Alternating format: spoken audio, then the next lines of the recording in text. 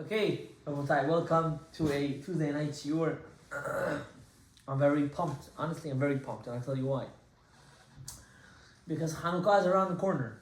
It's promised around the corner. It is around 20 less. What is it? 16 hours away. I really don't. I'm not sure if I should touch on Hanukkah today, or I should touch on this week's parasha because they're both bombastic. Now let's see if we can connect it. How about that? Deal? We see an amazing phenomenon happening this week. John, if you're hungry, wash your hands. Okay, sorry. So go please wash your hands. This should be for wash them. Okay, he said to say it under my lips, don't have to say it out loud. Yosef is in jail, and Paro is having a dream. How many years did he have this dream? Who knows? Huh? For 2 years he's been having the same dream. Can you imagine having the same dream for 2 years? I think I would go crazy. You would have to put me in a mental asylum. Seeing the same thing every night for 2 years. Okay. What happens? Paro can't find someone that's going to interpret the dream, and he's trying to figure it out. And the butler of Paro comes, the winemaker says, when I was in Egypt, yada yada, when I was in jail, there was a guy in Ivry, and he told us our interpretation, and it happened. Okay. And Paro says, bring me this man. Bring me this man. He brought this man. They cleaned him up. They washed him. You're going to see Paro. And Paro tells him the dream, and we all know Yosef interprets it to the point. And here's the key. Paro takes off his ring from his hand, and he puts it on the finger of Yosef. And he changes his name. He said, your name will be, what's his name? You name? Safnat Panea. New name. This parasha always falls out on Hanukkah. This one or the one that just passed. Very rare, but usually miketz. Before we continue this parasha, we have to also understand what is Purim. Sorry, what is Hanukkah? Purim I'm going up to. You guys have to correct me sometimes. What is Hanukkah? First of all, it's not the holiday of lights. That's a Christian thing to say we're in the festival of lights. No, we're not. We're in Hanukkah. Different thing, the Chalutin. Hanukkah has something special. What's special about it? It's surrounding the number 8. Today we're going to learn a little bit what is this number 8 and why is it so relevant. Man, it's a beautiful beracha. Number 8. You see, if we read the Gemara in Masechet Shabbat, the Gemara doesn't mention that the miracle was because of the war. What is the miracle of Hanukkah for? The lights. The oil. The oil lasted for how many days? 8 days. Is the miracle 8 days, or is the miracle that the menorah had enough light or is the miracle the menorah? What's the miracle over here? Both. If you're going to say both, then how come we don't light the menorah, which had seven branches, thank you, for 8 days? I don't understand the question. What do you mean? Sure. What's the miracle? I don't know, I'm asking you today. Miracles? Not two miracles. Say it again. What is the miracle of Hanukkah? Is it that it lasted for 8 days, or is it that we had oil to light the menorah? To begin with, that you even Yeah, what is the miracle? If you're going to tell me it's the menorah, I'm going to say, why do we light 8 candles then? Let's light 7 for 8 days. What does that mean? The menorah in the Beit HaMikdash had 7 branches. It didn't have 8 branches. Yeah. We light how many candles? 8. 8? Shamash doesn't count. 8. So, what's the miracle here? What's both? The miracle is that they looked for the oil and they found the oil. So then why don't we play a game? Why don't we play a game of, you know how we do B'dikat Chametz? You know how we fool ourselves, right? We hide the 10 pieces, the kids, oh, you found the Chametz, right? Well, let's do that. Find the oil. We're finding the oil tonight, kids. For 8 days, we're going to look for oil. It's more impressive that they didn't not even start looking for it. But that's not the miracle. The miracle is that they found it. No, the miracle is that the oil lasted for 8 days. That's the miracle. But the fact that they found it, it's also a miracle. Correct. The fact that they fought and the fact that they lived and the fact that everything you can add up. But what's the punchline? What's the chotem? What's the stamp of the miracle? It lasted for 8 days. Okay. Today we're going to get inside the Alanisim that we read. The Alanisim says something very beautiful. V'tim'u heichalam. The Gemara even says this. The Greeks went into the Beit HaMikdash, and what did they make impure? They didn't just make all the oils impure. They made impure the Heichal. The Heichal is a portion in the Beit HaMikdash. Not everyone could have walked. It's a place where they walked. They went, they took fats of different animals, and they spilled it all over, and they made it tameh, and then they went to all the oils, and they made it tameh. Why does the Alanisim specifically specify this whole fact? It's something, it's a little bit weird. It's a little bit, you can say it's miutar, it's extra. You see, the number 8 is a number me'ala teva. It's above nature. The number 8 is in the realm of before creation of the world. The world was created in how many days? 6. 7. Don't say 6. It's 7. 6 b'dibur, 1 b'machshava, but it was still a creation. Rest of the creation. Shabbat was created in the framework of a machshava, of a thought. The rest of the world was created in the framework of a speech.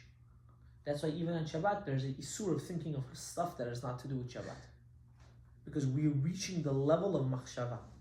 It's a whole different level. Why oil? What's so special about this oil? Oil, tameh, tahor.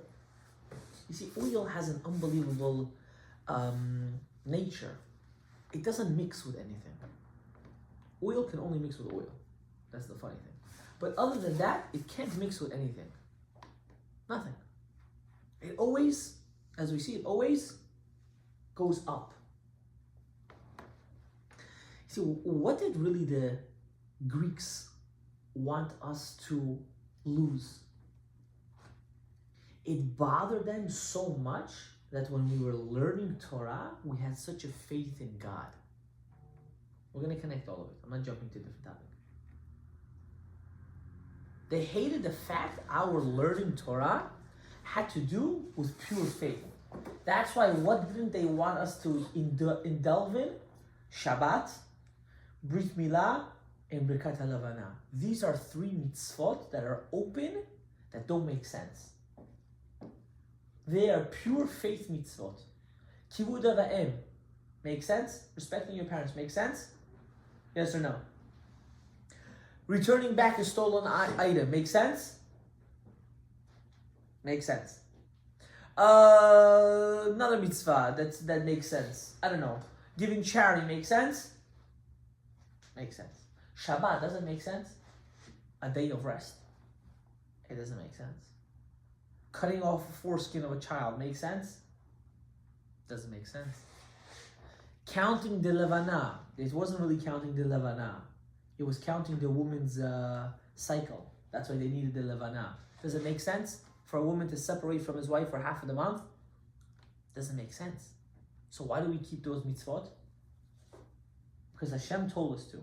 That's the only reason why we keep these mitzvot. It bothered them so much that we had such a faith in God that they said we have to take away all these mitzvot. Let them only keep mitzvot that make sense, not mitzvot that don't make sense. To the point that at the end they wanted us not to keep any mitzvot. Why? Because who said respecting your parents makes sense? God. Who said returning an item that you lost is a proper thing to do? Who said? Something that's naturally built in. It's not. What do you mean? In certain cultures, it's not. There used to be that they used to burn their children alive. You know that?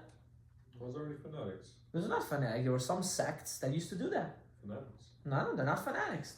That's a fanatic, right? No, they're not.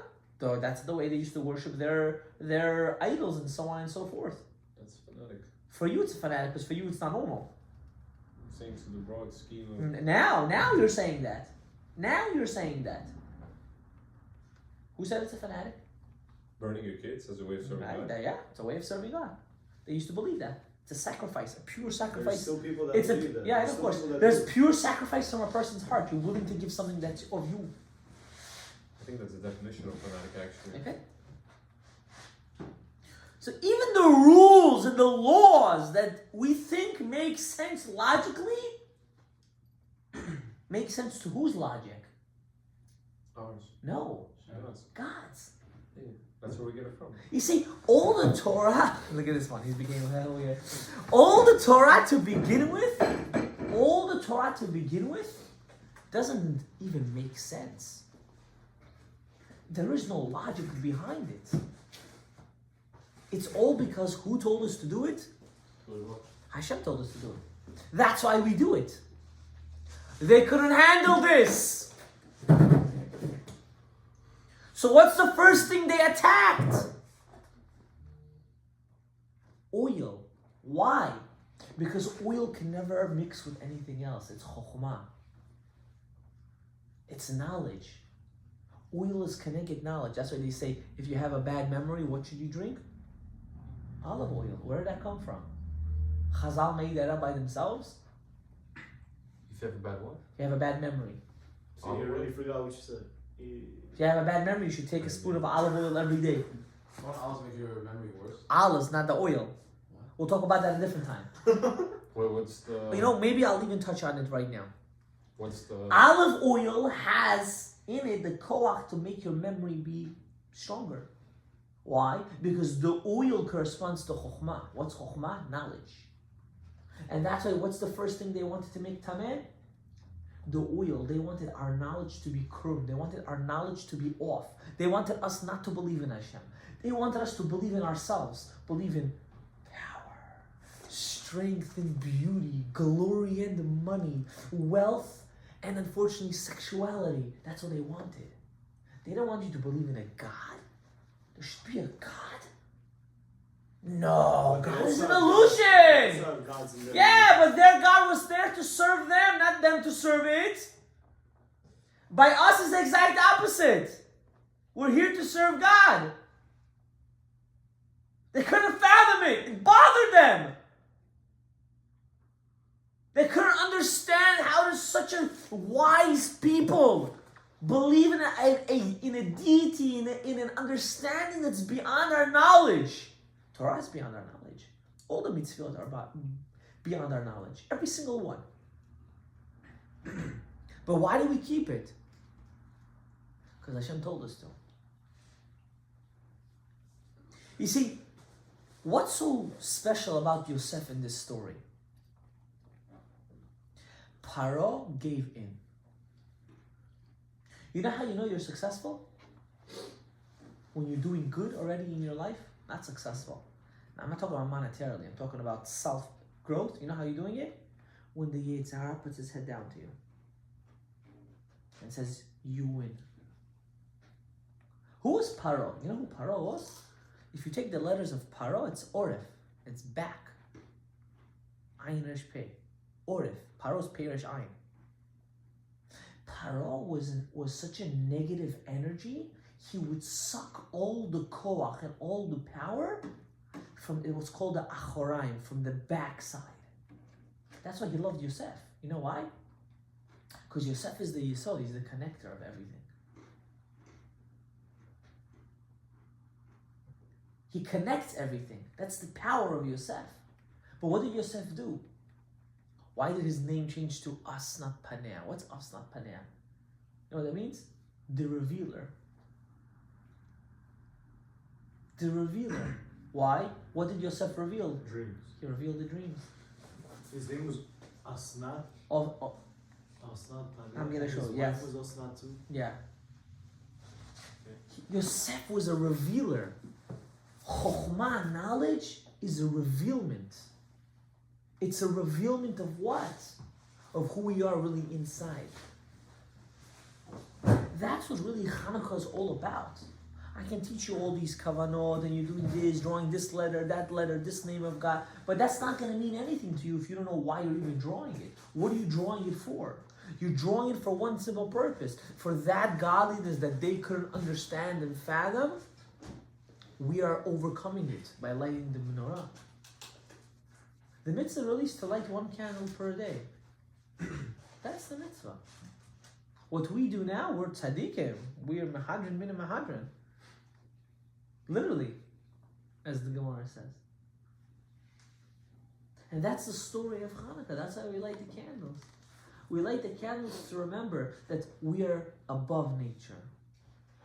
The number 8 is what a Jew really is. We're not the number 7. We don't run for this. What do we run after? This. The wisdom that's above nature. Is beyond nature. This is what we're running after. Because this is who we really are. A life without this is a life of emptiness. It's mamish empty. Why? Because anything that's tangible, right? One day you have it, you need it. The next day you don't have it, you don't want it. It's not everlasting. But something that's here and here is forever. This gives you a drive, a motivation to continue.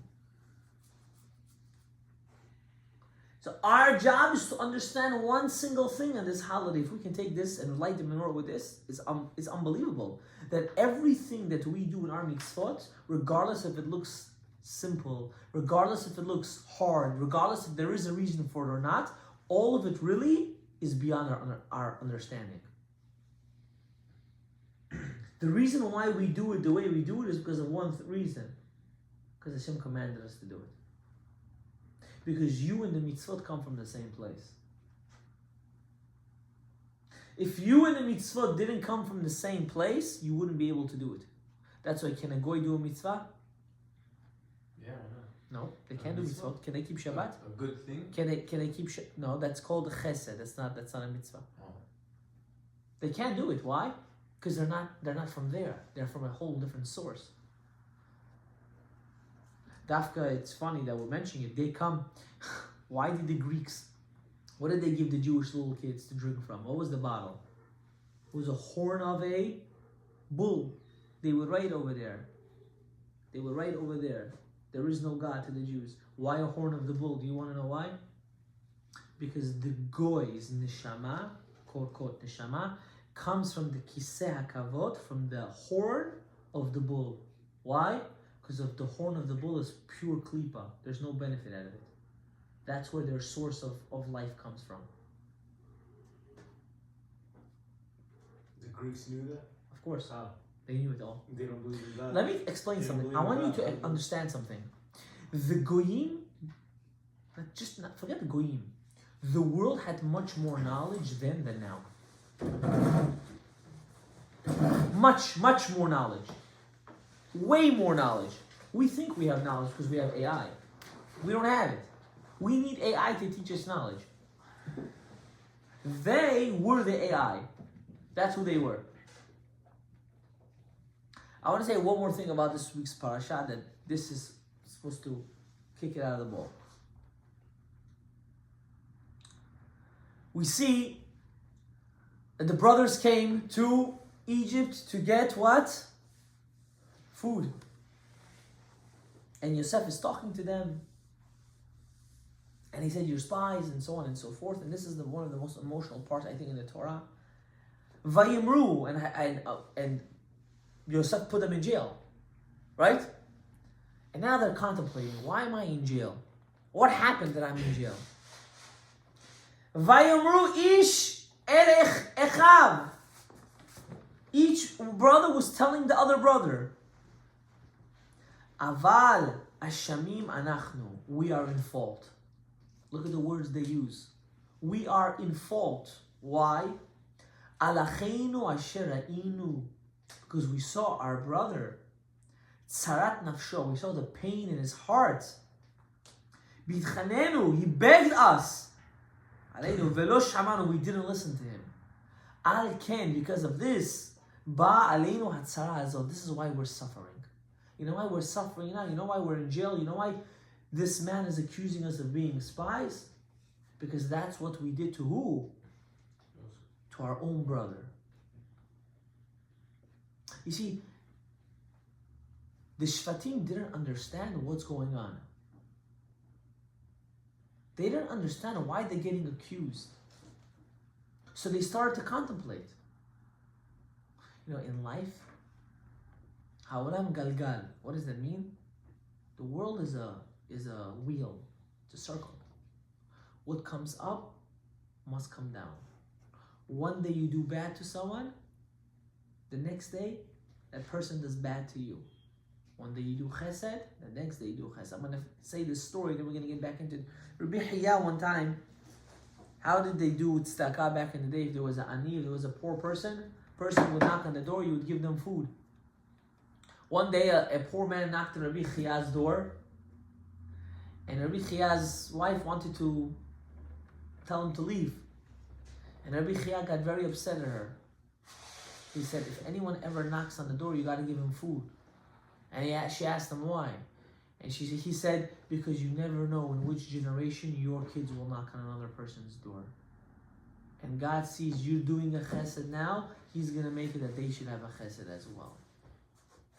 We don't understand the significance and the importance of the fact of when you do good, you're putting a seed down in this world forever, not just for you, for your kids, for your grandkids, for your great-grandkids, until the end of generation.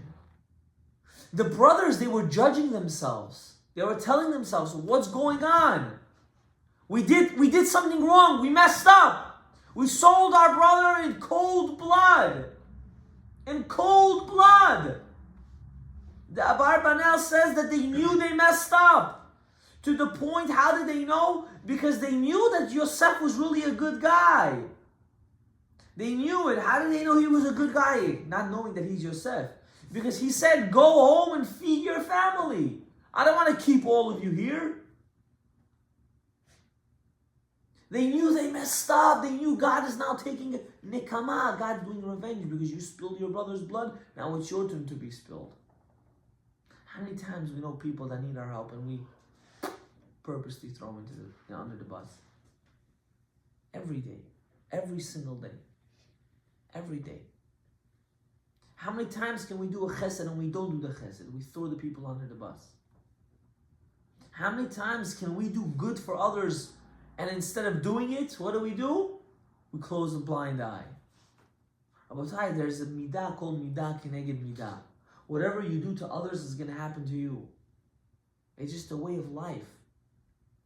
That's the number 8. It's all karma, my friend. That's what it is. You know why we're here today? Because we had those Kohanim called the Maccabim fighting for us to live. So what did Hashem do? That forever we'll celebrate their holiday. if you want to always be celebrated and remembered and always do good in life, you have to understand you can't do bad to others. And bad to others doesn't mean the people that are farther from you. I'm talking about spouses, kids, parents to children, friends, co-workers. We always think because we know someone so close to us, they don't care, we'll always forgive them, it'll always be fine, I don't need to go crazy. You're wrong. You're 100% wrong. The ones that are closest to you are the ones you have to be careful the most from, because they take everything to heart. For them, hurting them, it hurts them 1,000 times more than hurting somebody else. That's something that we don't have in mind. That's something that we don't care about. Why? He's my father. He's going to live forever. He's Batman. What's the problem? So it's my wife, she'll get over it. I'm the man in the house. No. It's not the way it works. Think it's fine? They were contemplating. They said, we are in fault. We are in fault. We messed up. What's the next pasuk? What does Reuven say? Amazing. Vayan Reuven, otam lemor. Halo amarti, didn't I tell you? Don't let the kid go. Now his blood wants revenge. Now his blood is asking for revenge. And you know who's listening to all this? Yosef. Yosef is there and he cries. The Torah says, and he cried. Vayef, he was crying. It bothered him. The Midrash said that when he went to see his brothers, he was waiting for his brothers to recognize him. He didn't have anything bad in his heart. He wanted them to say, I know you. I know this face. Is this, you're my brother. They don't recognize him. They don't recognize him.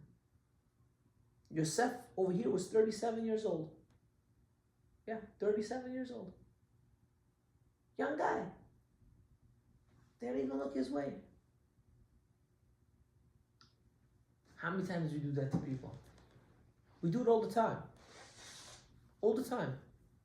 We don't realize it. How are we going to change that? How are you going to change that? No answer. You could answer. What are you going to do that's going to make sure that you're not going to do this anymore? See, we have to understand, this is, if you ask me, one of the most, if not the most thing, to start having pure v'ahavta kamocha is always remembering to put yourself in the other person's shoes. What does the Pirkei Avot say? Don't judge a person because you don't know what he's going through. You can't. You don't know what other people are going through in their lives. You don't know. So how are you going to make a difference? You have to stop judging. You have to start accepting. And that's really the miracle of Hanukkah. The miracle of Hanukkah is when we decided to use our chokhmah to go against the Greeks. This fight of the Greeks is until today, my friend. Until today. The fight never ended. That's why we don't do a Yom Tov. It's not ended. It has not finished. Until today, we're fighting against this klipa of Yavan. If it's the universities, if it's the LGBTQ rainbow people, if it's the new society, new world order, all the red pill men, right? All the strong red pill men, new fashion now to become a red pill man. All this garbage is all from the Greeks. Look at this, what we spoke about it before. Well, it's okay to start a family when we're 25, 26, 27. We'll get married then. Why you gotta rush, Rabbi? Why you gotta rush? What do you mean, why you gotta rush? What does that mean? You're not rushing. It's not a rush. It's the obligation. You think life is going to be better when you're going to have a profession? I know a guy, I promised you. Such a good guy. He finished pharmacy. He said, I don't work, I can't get married till I work. I said, okay. He finished pharmacy, he was 26, I think, right? When you finish? And he's scared now. Pharmacist! Pharmacist! You know how all these old people scream, be a pharmacist. He's a pharmacist. Well, look at him now. 1.5, 2 years. He's not even dating anybody. Chabal. What is that? Such a bad feeling. Or look at these cash advance guys. Right? Look at them. 21, 22, right? Why you not, settling, starting your life? Nah, I'm young, Rabbi. I gotta make that money. You're doing well. Baruch Hashem, you can support a family. So you can get the $37 million penthouse that you wanted. Okay. You don't have that kind of money yet, which you will have, Bezat Hashem. Right? Mm-hmm. Why are you not going to start your life? You know why he doesn't want to start? Because in his mind, marriage and life is a jail. Is a lockdown. I'm locked down. I'm on cuffs forever. So foolish. So dumb. You don't see the way you live now is a jail. Because you're scared to lose what you have now. What's being free? You know what means being free? Going through struggle. Being free is having new experiences. Being free is growth. Being in jail is being stagnant. Having what you have now. I'm chilling, Rabbi. Hey, there's a YouTube channel someone sent me of a group of people. They have a lot of money. They make money and they bail out people from jail. That's what they do.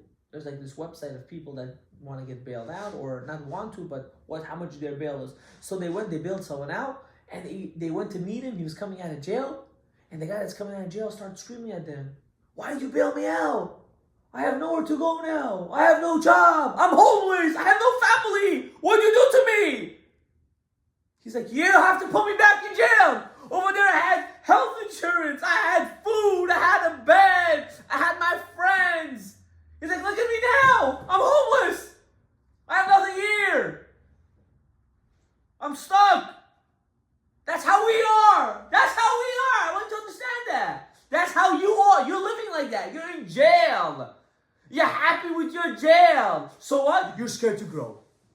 What kind of nonsense is this? Starting a family is scared of growth? I understand there are challenges, and I know. I'm not saying nah. There's ways how to do it and how to grow and to always have that communication. But to say, I don't know, blah, blah, blah, and you give me a whole Gans Amaisi, you give me a whole story, it's not going to help the problem. So you'll be a doctor, right? You'll be a doctor. You'll finish school when you're 28, right? 28 approximately when you finish to be a doctor? 30? 30? Yeah, around 30? What's going to change? Can I know what's going to change? Absolutely nothing. Nothing's going to change. Lahefel is going to get worse. Because who's left at that age? I'm sorry. I don't care. Who's left? All the picky ones, and all the oversized or undersized, and all the those ones that are out of the box and they're freaky, and all the ones that I was so special, I was waiting for the right person. Yeah, you were waiting. Yeah, you ended up with me. Very nice, right guy, right? Who's left? I'm sorry to say the truth. You're right. I'm sorry to say the truth. And if anyone doesn't like the truth, they can get a tissue.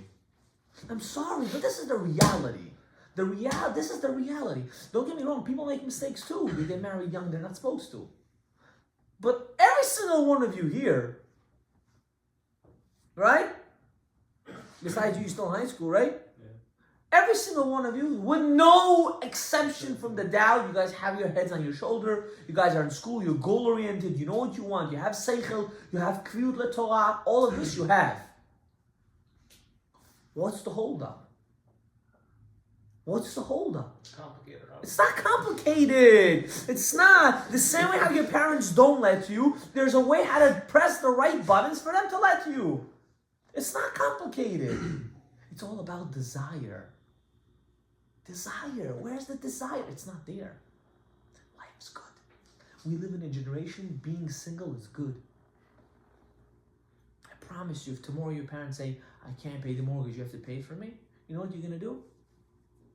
You're going to say, okay, you're going to find a job, you're going to go to school, you're going to hustle, you're going to try to make it work out. Same thing in marriage, my brother. There's a will, there's a way. That's just the way it is. That's just the way it is. Don't give me no baba mices. Don't give me stories that the dragons and princesses over here. It's just nonsense. You're lying to yourself. You're lying to yourselves. Who needs this? You're 28 and start a family? I'm sorry, I don't agree with this. Unless the person's not mature, the kid. We're not talking about those cases, right? We're talking about normal guys. You guys are gonna be in awe of who they're gonna offer you at that age, right? Right? Like, you can ask some elderly people, right? Like, where do good girls go? Where are the ones that are just normal, that want to just be, like, have a normal life? I'm telling you, it's mad scary. You have no idea. You should not know. All the ones that think they're too frum, because you learn 6 times a day, you see, like, yeah. Suddenly they get married, and she's like, oh, you only have to pay attention on me. What the hell happened with the learning and everything else? Like, where'd it go? Okay, you know what happened to it? Well, what happened? It's called being fake. It's called being not really keeping Torah mitzvot. I love these kind of people, because when they call me, after I say, you don't look for me for my help, go to that rabbi that told you exactly how and what to figure it out, and go break his head. Don't break my head now. The guy's normal, he works, he goes to school, he has a life, he also wants to have a family. Let it go.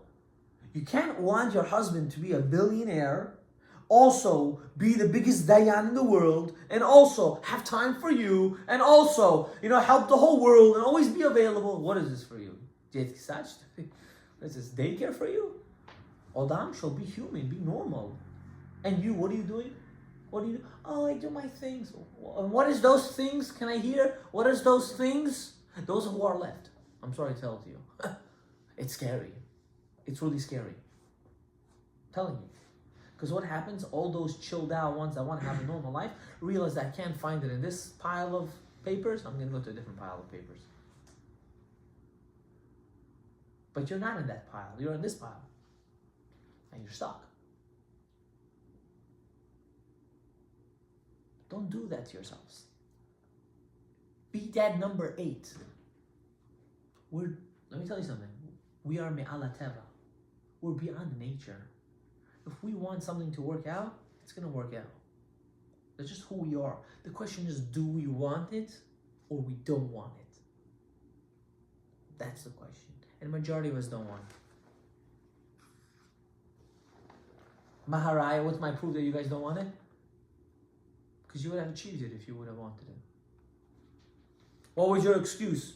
You said after you passed your test, right? You passed it, right? You passed it. You're going to dental school, right? You passed it. What's the hold up now? You have no one ahead of you, right? Right? That one is off the boat, right? What's the hold up now? There is no hold up. There is no hold up. You're doing it to yourself. Telling you. You don't even understand.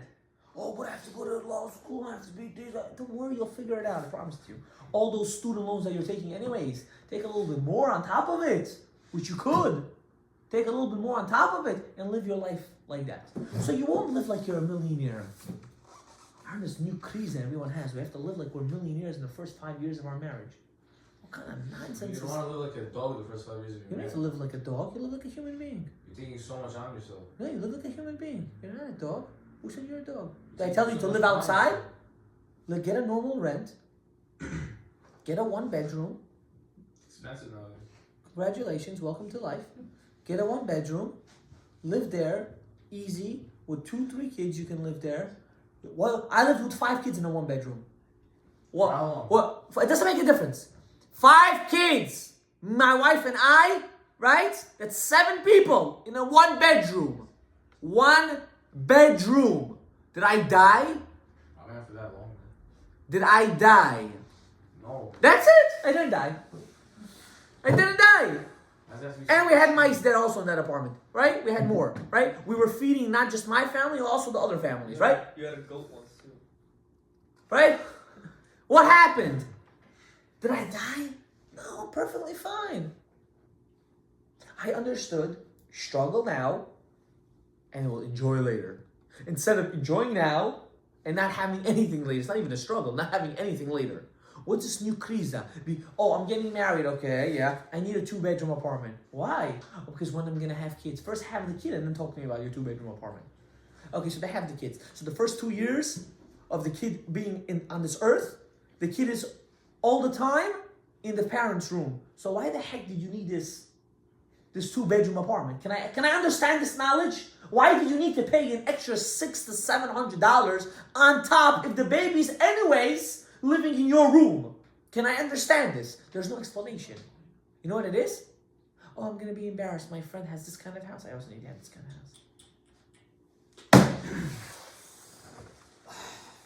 It's that bad. Yeah. What is the That strong bad? bias thing? What if your wife wants it? No, there's no way. Let me explain something. Why is it so important to have 2 bedrooms? Let me explain something to you. Oh, if your wife wants it. Ah. Yeah. Explain to me. You have to be a chacham. Chacham. You have to know how to explain things properly. Properly. And if they don't understand it, I'm sorry. They're not ready for having a life. I'm sorry. That's not called someone that's ready. I'm sorry. That's what it is. She's here to help you, not to go against you. Ezer kenegdo, right? We all know the pirush, this, how the rabbis always say in the Shel Rachot, either she's going to be against you or she's going to be helping you. What do you do if she's against you? We'll talk after the camera's off. Right? There's a method to that too. There really is. No, you don't need to hit her. You don't need to hit her. Chas v'chalila. No, I was actually learning a tshuva in Yabia Omer about a man if he hits his wife. Does he have to give her a get or not? There's a whole thing there. You have to bring this. I had to look inside the Ramban, a whole thing over there. You don't need to hit your wife. Ever. God forbid. Ever. Never, ever. Don't even think about that. There's a way how to deal with it properly, collectively, as long as you're not emotional. There's a way how to deal with it. There really is. Luxury, right, is a privilege. People get confused. Luxury is not a must-have. It's a privilege. Privileges come when you can afford it. If you can't afford it, then you can't have it. Do you understand? When you live in that ideology, you'll be fine. The problem is, you mess up during the dating. Why? When you, instead of putting normal, hashkafic things down on the table, you're on the phone with her 24/7. And you make it sound that she's everything right now. That's wrong. I'm sorry to tell you. I know you're a girl, but that's very wrong. That's very wrong. I'm very sorry, because that just builds bad habits. And God forbid if you guys touch, if it gets worse. Why? Because now you don't even know if you want to marry her because you want to marry her. Then comes the guiltiness, and then comes all the other things, and then you're stuck. Don't do this to yourselves. Be smart. Find a girl that wants to understand you, wants to grow with you. Not the one that just wants to suck all your money from you. It's a problem. But if you don't start now to look for it, you're never going to find it. telling you. Don't wait until you finish law school. Don't wait. Don't wait. Don't say, I'll find someone in law. Your in-laws.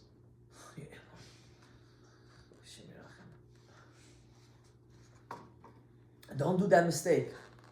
I'm telling you. Okay, look, let's say he wants to get married now. You can't just do it. Like, it doesn't just happen. So You have to. There's a process. It's not just a process. There's a way how to plan it out that it could be possible. There are ways to make things happen. But to say it's impossible, that's the mistake. What's impossible? I mean, To do it while you're in law school or to do it while you're in medical school, that's a mistake. It's just uncomfortable. Okay. Get used to it being uncomfortable. Nothing wrong with being it's all uncomfortable. risks. There's no risks. There's no risk. There's no risk. Uncomfortability. That's what it is. You have to learn, both of you will have to learn how to sacrifice certain things. So you won't go on vacation all the time. So you won't see each other all the time. So you'll work harder. You'll ask a posek if you can hold on having kids in the beginning. Ask a posek, not some Joe Schmo rabbi What do you that's mean? giving a drasha, right? What do you mean? You ask a rabbi, a halachic authority. I'm in medical school, she's in school, or this and that.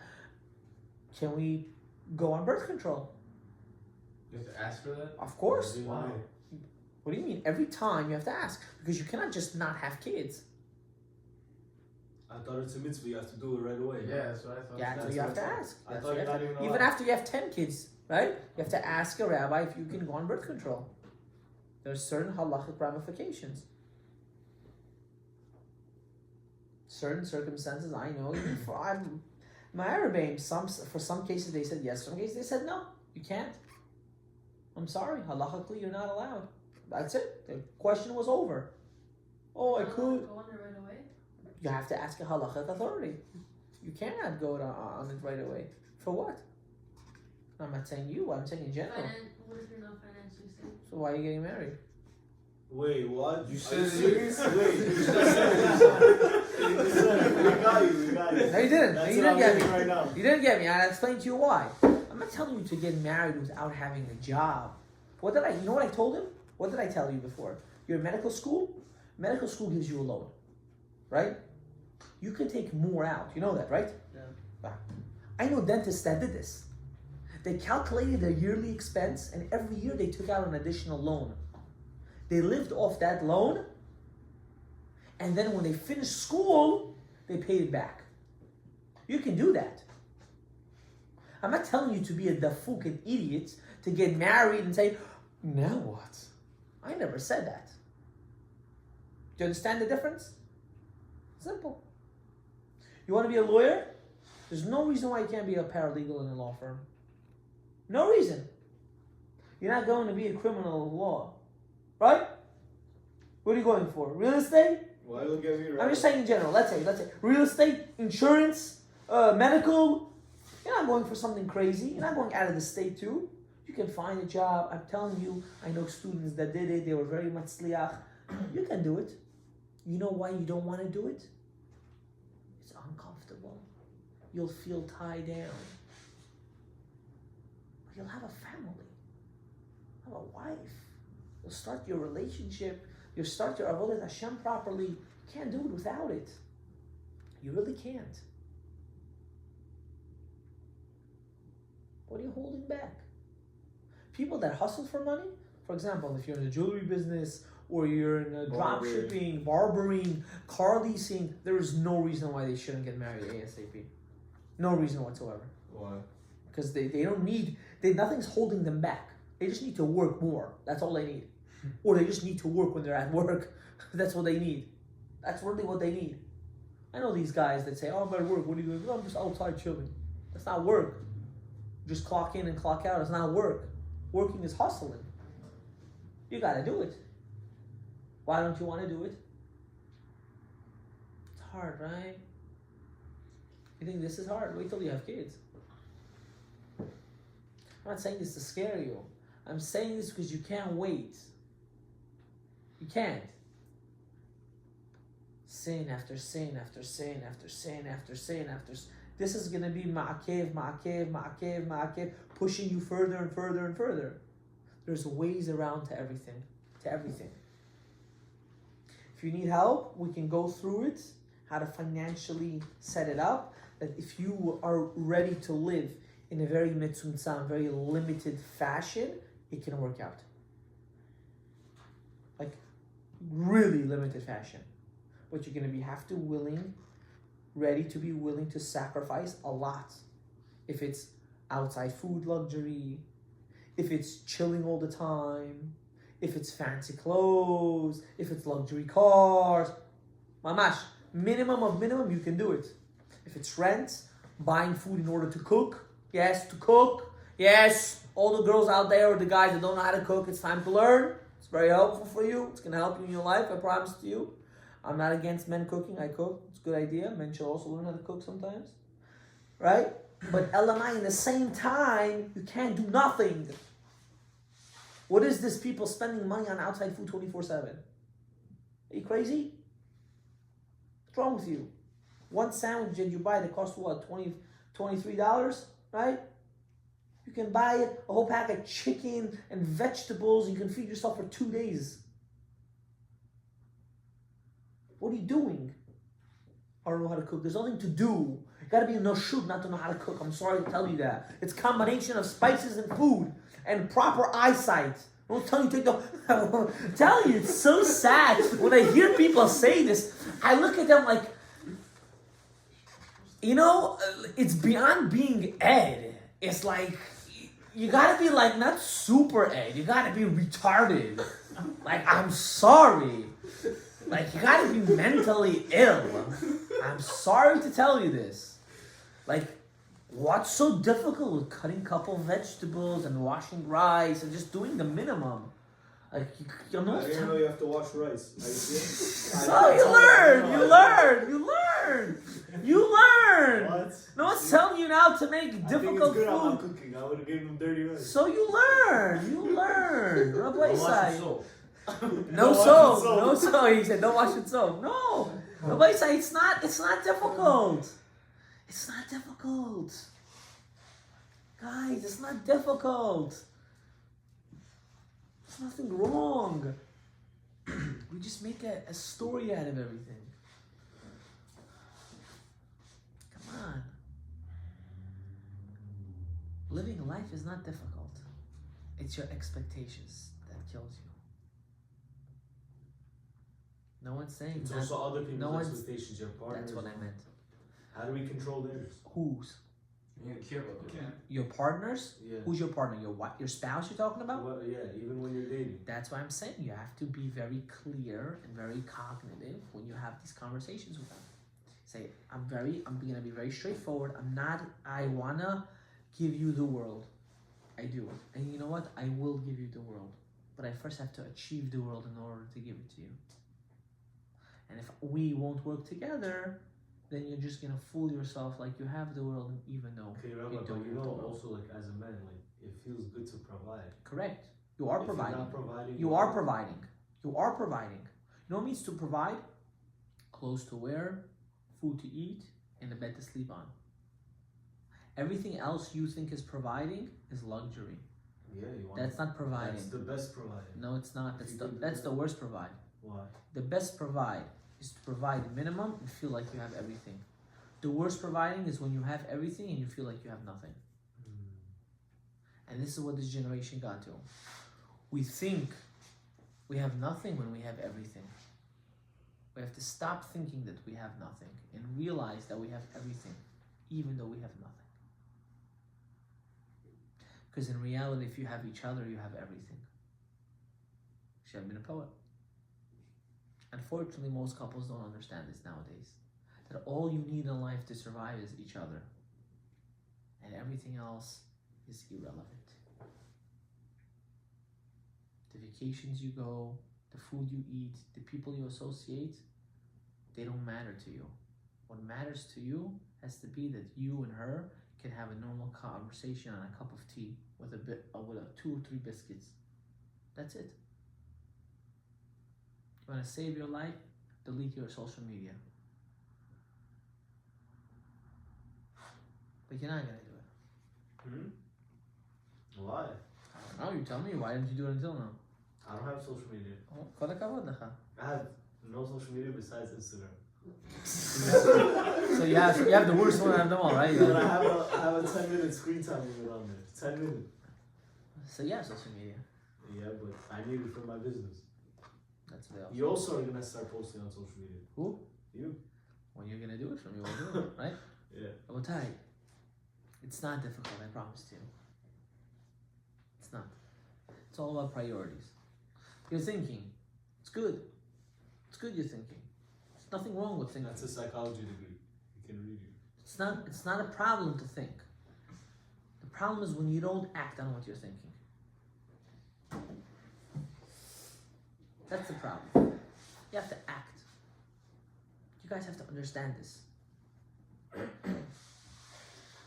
Acquiring without struggle is no appreciation. Acquiring with struggle is pure appreciation. When a man struggles for what he achieved, he feels a sense of accomplishment. When a man achieves without feeling that he worked hard for it, he shows minimum respect to it. Don't ever forget that. Your struggles are in your life made you the man who you are today. Not the things that came easy for you. The things that came easy for you today, you have it, tomorrow you don't care about it. And that's why Yosef had to go through all the struggles he went through in his life. Why? Because if he didn't, he wouldn't be Yosef. Yosef is only Yosef because he went through all of that. If he would have stayed in his father's house, he wouldn't be Yosef. Who would he have been? A nobody. The fact that he went through all the pain and struggles his whole life to where he got to at the end was because of who? And because of what? Because Hashem wanted him to go through all those struggles. That's what made him strong. What made him strong is the fact that he went through it. You can whine and complain about your life from today till tomorrow. From today to tomorrow, and trust me, you have a lot to complain about. Right? Plenty, right? You have a lot to complain about your life. You can write a whole story. You can make a movie, if not a whole novel, you can write.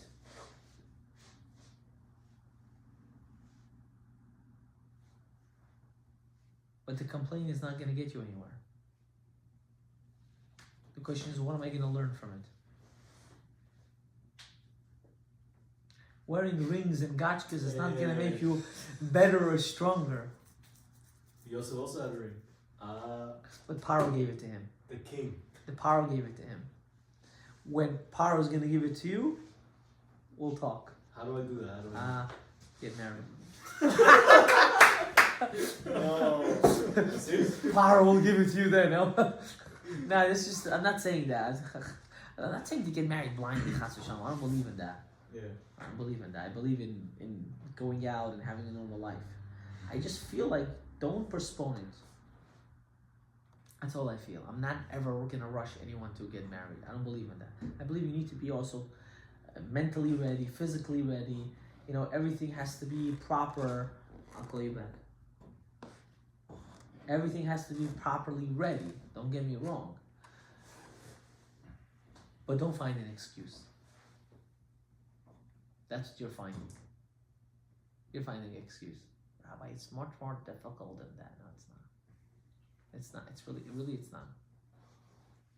It's not. It's all about comfortability and not comfortability. That's what it is. It's all about working on oneself. You know who Yosef married? You're gonna laugh. You know who he married? The lady that put him in jail's daughter. The lady that wanted to seduce him. The lady that wanted to seduce him. You know the Midrash says that she used to come down to the jail and try to get his attention also over there.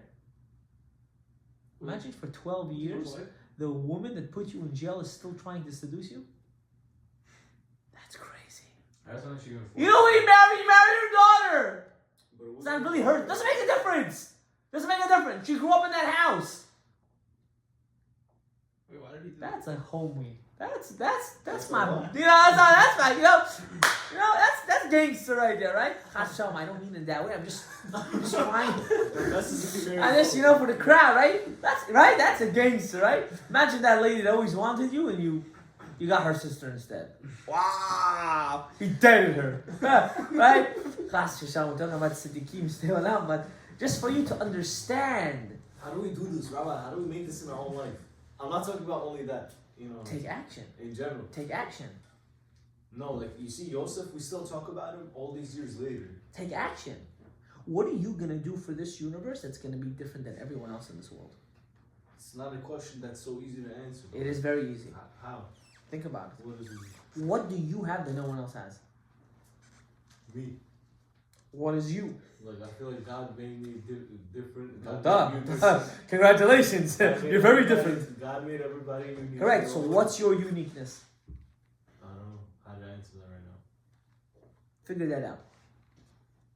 Figure out what's my uniqueness. Okay. Through that, you can change the world.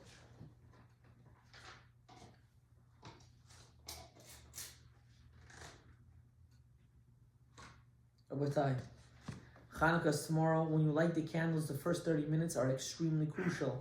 Stay by the candles, read the tefillot, pray for your kids, pray for your wife, pray for yourself. Don't forget, the lighting of the candle is not just to light a candle, but the lighting of the candle is to start the drawing down of the energy of the number 8, which is Mi'ala Teva, is above nature itself. By doing that, you're drawing down godliness to you.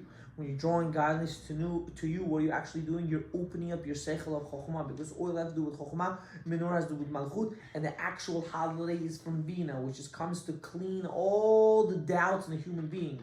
By you lighting the candles, you're fixing all your sfekot, all your doubts for the rest of your life. Baruch Adonai le'olam. Amen ve'amen.